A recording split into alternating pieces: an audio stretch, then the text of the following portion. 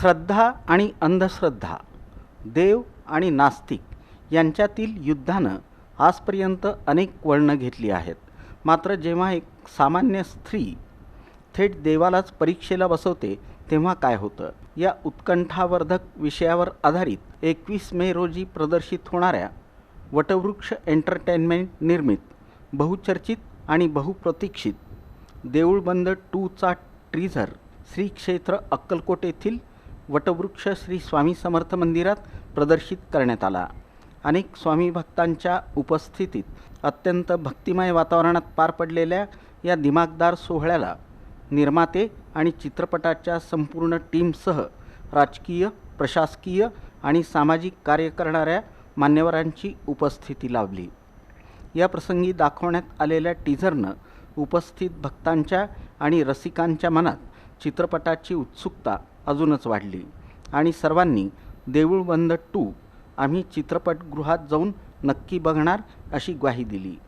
देऊळबंद 2 आता परीक्षा देवाची या टीझरमध्ये आस्तिक शेतकऱ्याची नास्तिक पत्नी असणाऱ्या स्नेहल तरडे उद्विग्न अवस्थेत आपला नवरा देऊळ बंद करून चावी घेऊन कुठंतरी निघून गेला असल्याची तक्रार घेऊन स्वामींना बोलावण्यासाठी अत्यंत रागानं वारुळावर दगड मारते आणि स्वामी प्रकट होतात. कारण भक्तानं मनापासून बोलावलं की देव येतोच. त्यानंतर स्वामींचा विविध वाहनातून प्रवास दाखवताना काही दिग्गज कलाकारांची झलक पाहायला मिळते. पुढच्या प्रसंगात स्वामी म्हणतात, अगं ये नास्तिके, प्रत्येक युगात तुझ्यासारखे कित्येक रावण आणि कित्येक दुर्योधन पाहिलेत मी, देवाची परीक्षा पाहणारे. त्यावर शेतकरी महिला म्हणते, लिहून देते, कधी शेतकरी नसला पाहिला, कधी शेतकरी नसल पाहिला. देऊळबंद 2मध्ये आपल्या कुटुंबासाठी आणि समाजासाठी एक गरीब शेतकरी महिला देवाची सुद्धा परीक्षा घेऊ शकते हे स्पष्ट होत आहे. शेवटच्या प्रसंगात स्नेहल तरडे स्वामींना परत जायला सांगतात, पण तू परीक्षेला बसवला आहे ना, त्यामुळं परीक्षा दिल्याशिवाय मी जाणार नाही, आता परीक्षा देवाची असं म्हणत स्वामी जायला नकार देतात. नदीकाठचा निसर्गरम्य परिसर, भव्य वडाचं झाड आणि एका बाजूला स्वामींची जरब तर दुसऱ्या बाजूला एका सामान्य स्त्रीचं धैर्य असा हा सामना खिळवून ठेवणारा आहे. आता या परीक्षेत स्वामी कोणत्या प्रश्नांना सामोरे जाणार आणि शेतकऱ्यांच्या कोणत्या समस्यांचं निवारण करणार हे बघण्यासाठी प्रेक्षकांना 21 मेपर्यंत वाट बघावी लागणार आहे.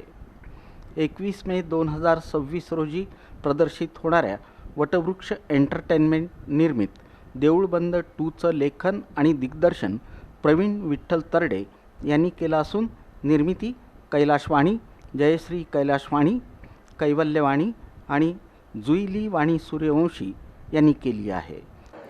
आता परीक्षा देवाची, देवाची परीक्षा फक्त या देशात किंवा या जगात फक्त शेतकरी घेऊ शकतो.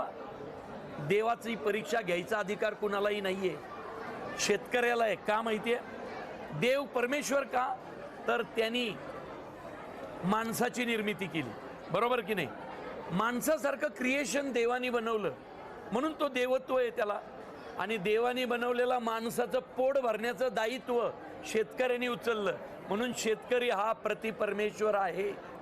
त्यामुळं परमेश्वराला जाब विचारण्याचा अधिकार आहे, परीक्षा घेण्याचा अधिकार आहे. आता फक्त हे बघायचंय, शेतकऱ्यांनी घेतलेल्या परीक्षेत परमेश्वर उत्तीर्ण होतोय की नाही.